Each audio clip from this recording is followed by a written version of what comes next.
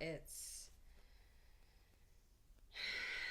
Gen X got mad at life in full bits.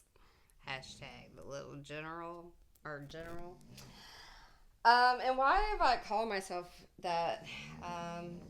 It's the 4th of July, 249th anniversary of where we gained our independence from a tyrannical foreign power that levied too many taxes. Which is happening now because tariffs equal taxes, and so therefore a revolution is underfoot, of which I've named myself the Little General.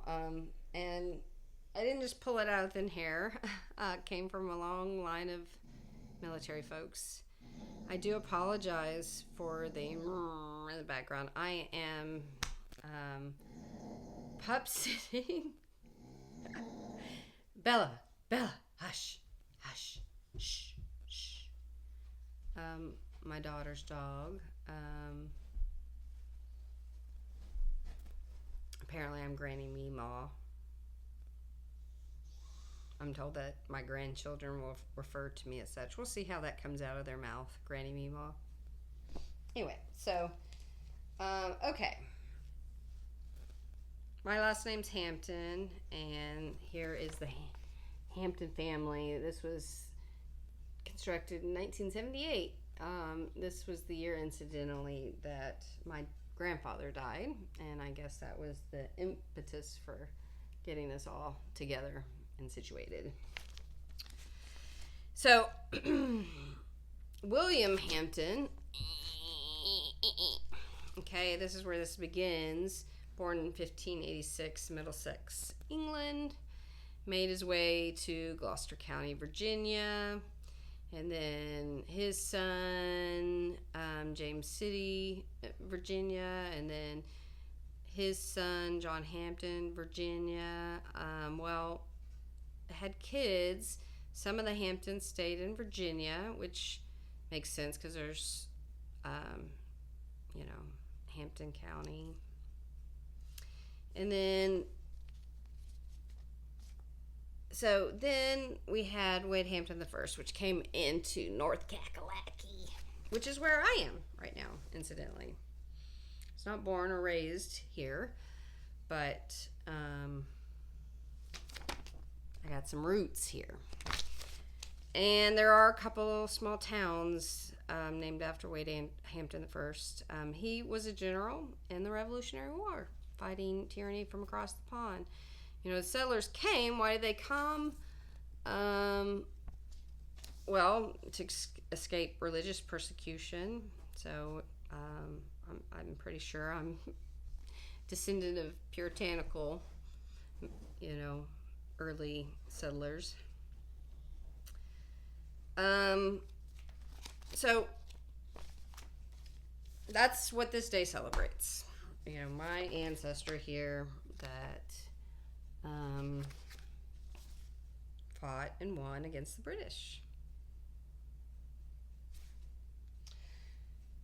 Well, this goes on to my family line in a different way.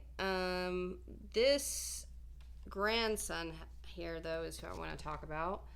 To talk about what's happening here in America with the religious right, patriarchy. They're using religion as a shield to mask a white supremacy agenda. So, the Hampton family were the largest people who enslaved humans in these parts. And all these beautiful buildings, if you go to Charleston and Savannah and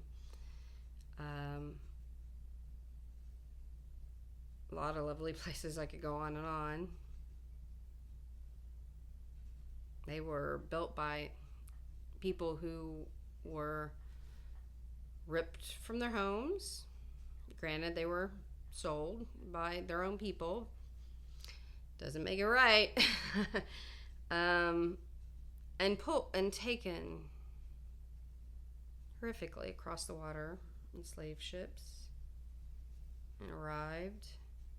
I'm in a town that there's a square that has a name that's African sounding to me. I just moved here. That could be the site where slaves were brought to from the railroad track, because there's quite a bit of architecture here that dates to this time. So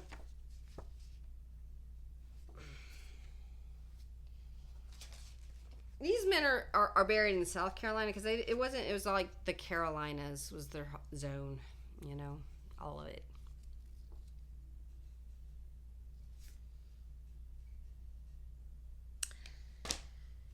So this man, General Wade Hampton III,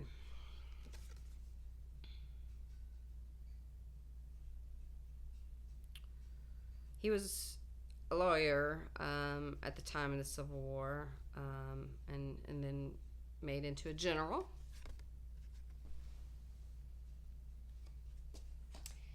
And of the losers, he was the less loserous in terms of battles.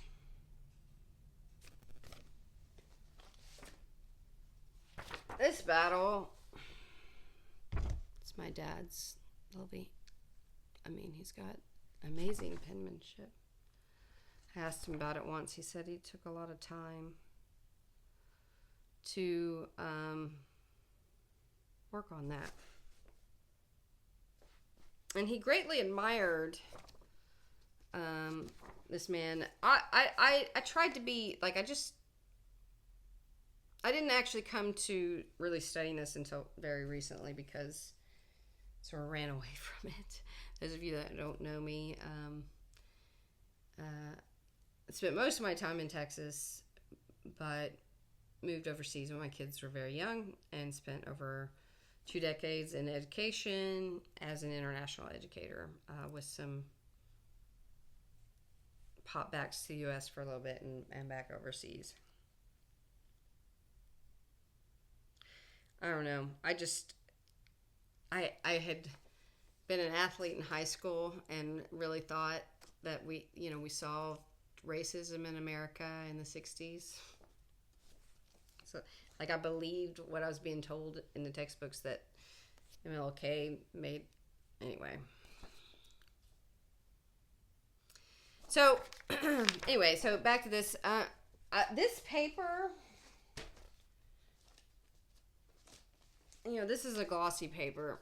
This one is matte. So it's yellow. So I don't know that I can usually, I'm guessing this must have come about when he was doing some of his college classes. So this would have been after I was born.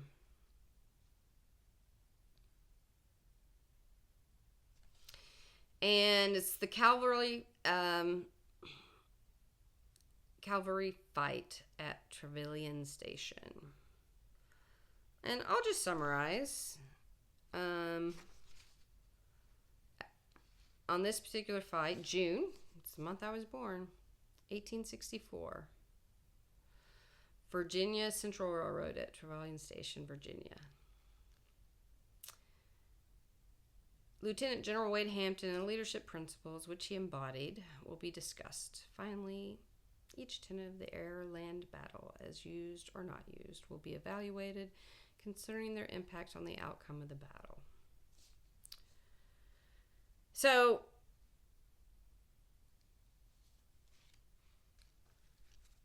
if I could just summarize, he won when he was outnumbered because he didn't sound reveille, which is the wake-up call. Reveille. At this point, I was going to try to do it because it's kind of ingrained in my head, but I'm thinking better of it at this moment, so maybe I won't. I don't know why I'm shy now. I've been doing it for a couple weeks now and putting it out there.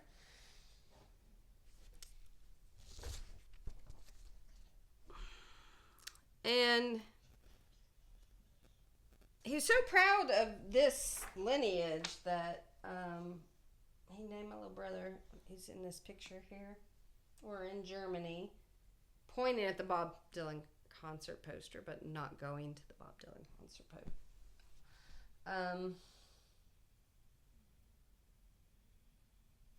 Anyway.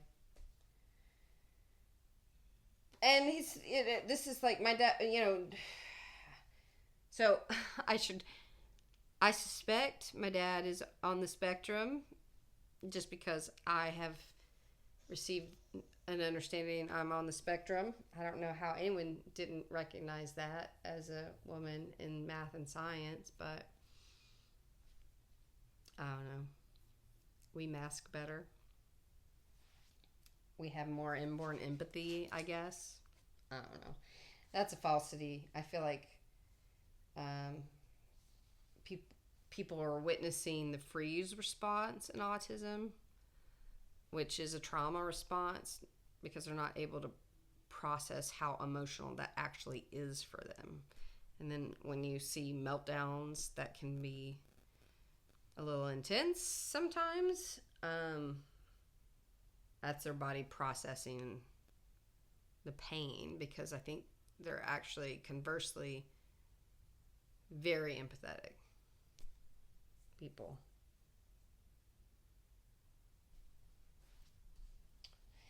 I'm a little bit of a magnet now. It's like I go out and like any autistic person in this vicinity is just like, it's like they have a sensor, and they make their way to me. I've had a lot of interactions. It's been so much fun too. I guess that's just like what it's like when you find your people. Anyway, so I want to continue talking about this man.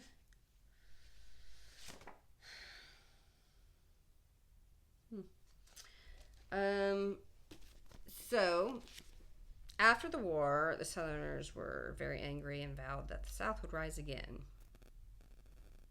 And you see these people still waving the Confederate flag, which the Confederacy lasted now less than time period than gay marriage, and I have a living memory of gay marriage coming about, so not that long. And the other thing that always kind of perplexed me too was like, why are there these statues about the Confederacy and names all along the South of these losers? I mean, why would we want to celebrate the losers? Well, it's all part of the psychological game to keep trying to oppress black and brown folks. Well, black folks at the time. See, that's the other part. It's like when they lost that free labor, incidentally, there was a famine going on in Europe and Irish people came over. Potato famine, you might have read about it in school or something. That's what happens when you have monocultures, y'all. Only one crop of plant.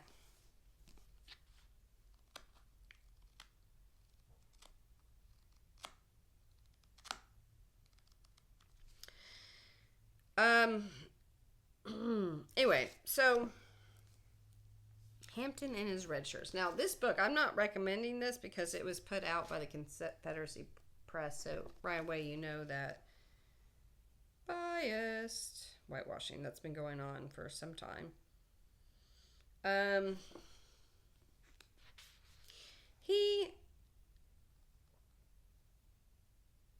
If there is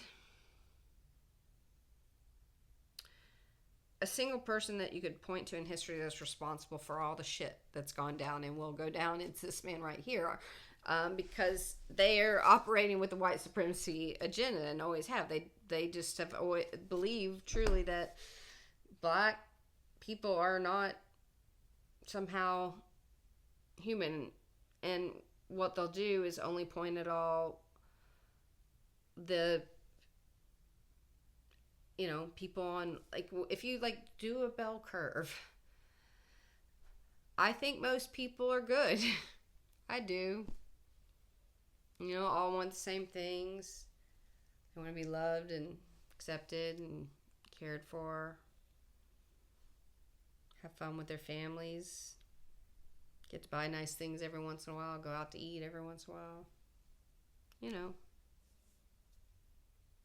But when you have a group of people that truly inherently believe that they're intrinsically better than, you know, and this is the absurdity, is that it all comes back to the like, and this is why they, I think, want to break down science as well, is because they would have, the science is there. You know, black people were the first black people, but Jesus was brown or black. I mean, it definitely was not white. It didn't happen until the next migration of humans out, because there were a much earlier migration that left and went another direction, and Bering Strait and into the Americas. But the source is all same. The Fertile Crescent, the cradle of humanity.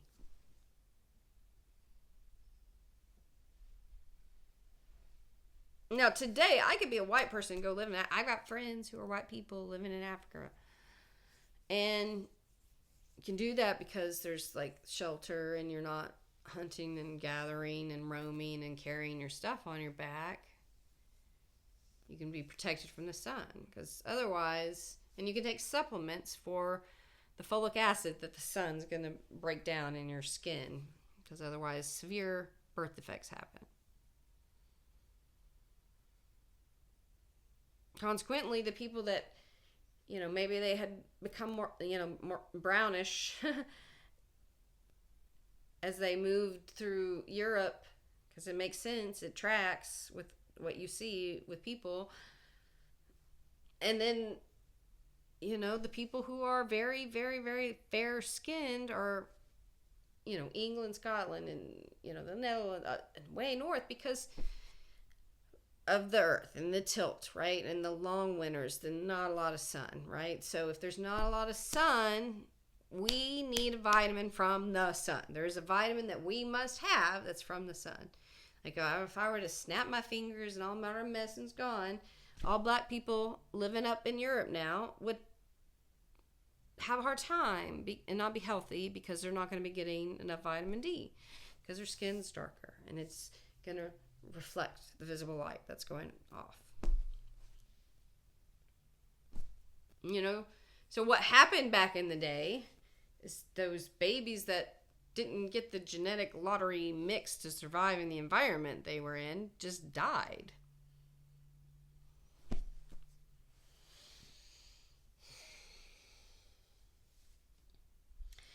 And see, these are the people that use that knowledge, you know, Darwin, this time period of Darwin, so that knowledge, they use this knowledge to do things like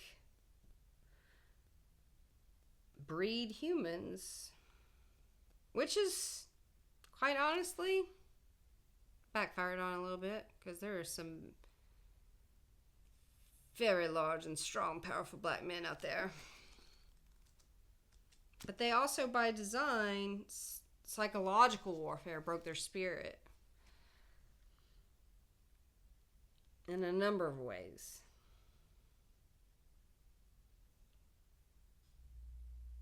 That I really don't want to go into. Not only that, these red shirts, this is the precursor of the KKK, and they stuffed tissue ballots that allowed this man, who's a sore loser, to then go on and become governor of South Carolina twice, and then he went on to the Senate. And in much the fashion that happened with this big, I'm sorry, bullshit bill that's going to be really, really, really tough for his base. So sad. Ended Reconstruction efforts. Now, how we're here is because the foundation of the education system for the U.S. was laid out in Reconstruction that was meant to bring enslaved humans back up to speed. But they weren't having it. You know, they were intimidating black votes after they were able to. They were stuffing tissue ballots into boxes and trying to keep them uneducated intentionally. But there's some people who are going to learn no matter what obstacle or roadblock you put up. And there have been people that have broken through that, and then they laid the groundwork for other people to break through without as much struggle. And then they laid the groundwork for the next people. So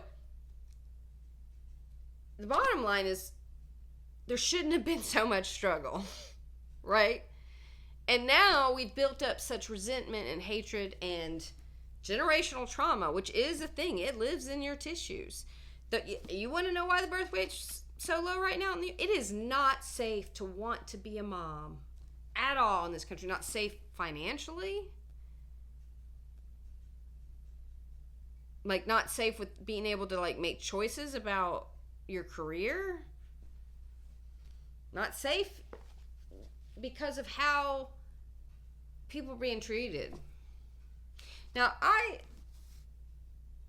to be very clear, I feel like I've survived what I've survived because in the early days I had a really, I don't know, mostly loving. I think I was appled. It was really good. But these people were damaged, and there's some not good things that happen. And I learned to dissociate real quickly into my imagination.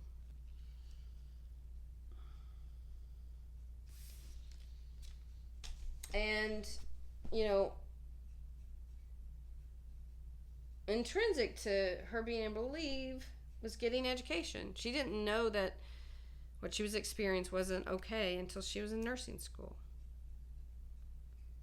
I remember a couple of, more than one dinner at a 7-Eleven with a credit card because that's all she had.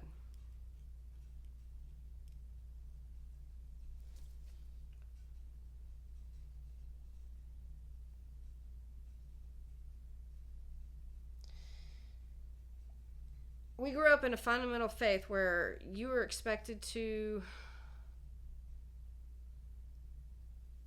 not question the male authority. And this white male patriarchal system is intrinsically linked to racism and to my ancestors. So I just felt on this day in history, given, man, there's so many amazing men and women who have pushed through such adversity and roadblocks every turn to try their best to hold the feet to the fire. Like, I just was so disgusted after Hakeem Jeffries delivered an amazing speech as House Speaker, leader person, whatever, was met with such condescension. Like, these are like such arrogance and just you are Christian in nothing other than your name.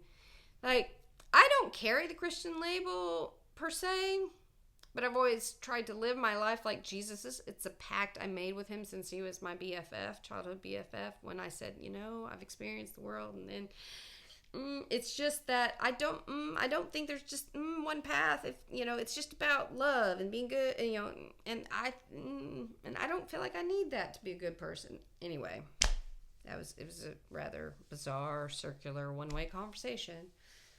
Very good at one-way conversations.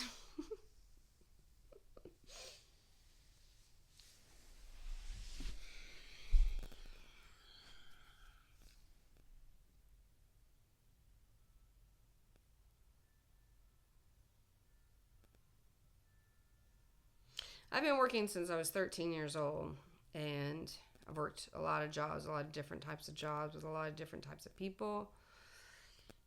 I've been all over the world. I've been trying to do what I can to advocate for what's right my whole life. Be the advocate in the classroom for all kids. When you're a survivor from childhood trauma, you know what to look for. It's different. And I've just never, you learn to read people, read the room.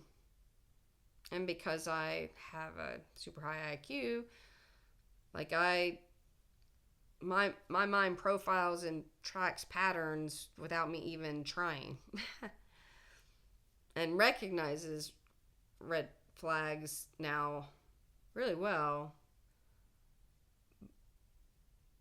But also while maintaining the same understanding that you can't judge a book by its cover. People have layers and depths. I mean, sometimes I don't know. Gotten ourselves into a pickle. And I don't want a pickle. I just want to ride my motorcycle. Not my bicycle.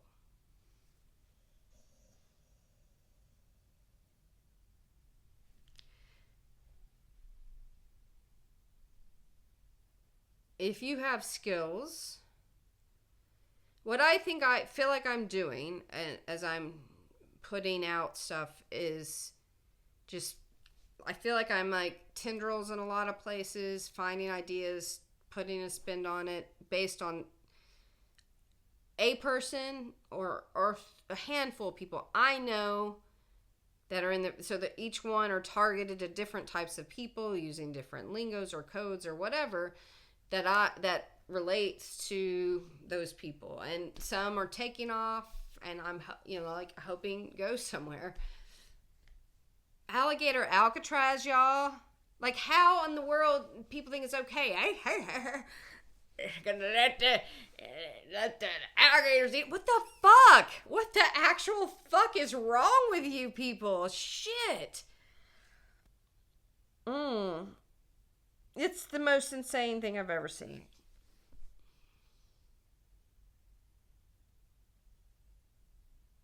I feel like this has been such by design. I mean, this is, we outnumber them. China is terrified of an uprising again because their people outnumber their government. We do too. By a lot. And this is the government of the people, by the people, for the people, and by all the people, it means all y'all's. And to think that, and this is what gets me. It's like not only did black people build this country after we extirpated native people, said, and like, yeah, okay, just kidding. Nope, you get a little bit less. Oh, just kidding. No, okay, fuck you. You got to go to the Trail of Tears. And y'all. We did that too of other countries, like all of the Western colonial powers, all of them. And I don't really follow the other European powers as much, but I do believe that they recognize that we have a duty to elevate them up. And just because we've made poor choices for a long time, because fucking Congress can't get its shit together, and there's this political bullshit just so they can make money. The Republicans have been about money. The Republicans are about installing a puppet head. The only decent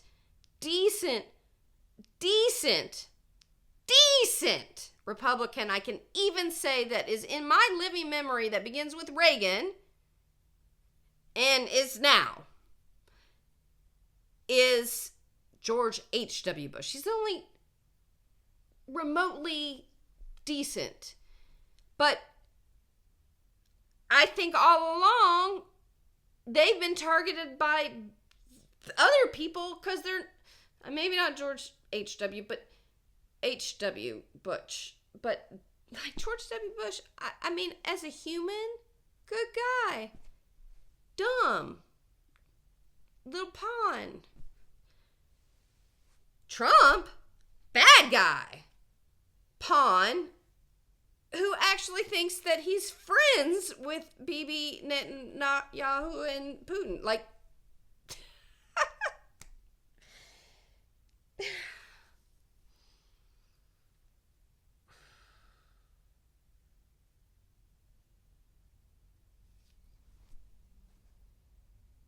I just really wanted to believe in something. Anything, because it's like my...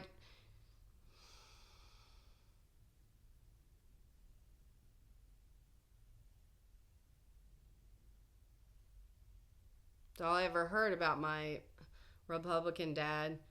Constitution in the Bible. Constitution in the Bible. I'm like, nothing about this is Jesus-like. Nothing, and it's not, and it's like not the Constitution. Like these two things that you've been telling me my whole fucking life. Fuck you.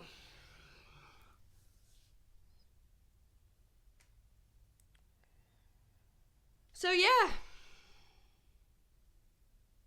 Giant fuck you, MAGA.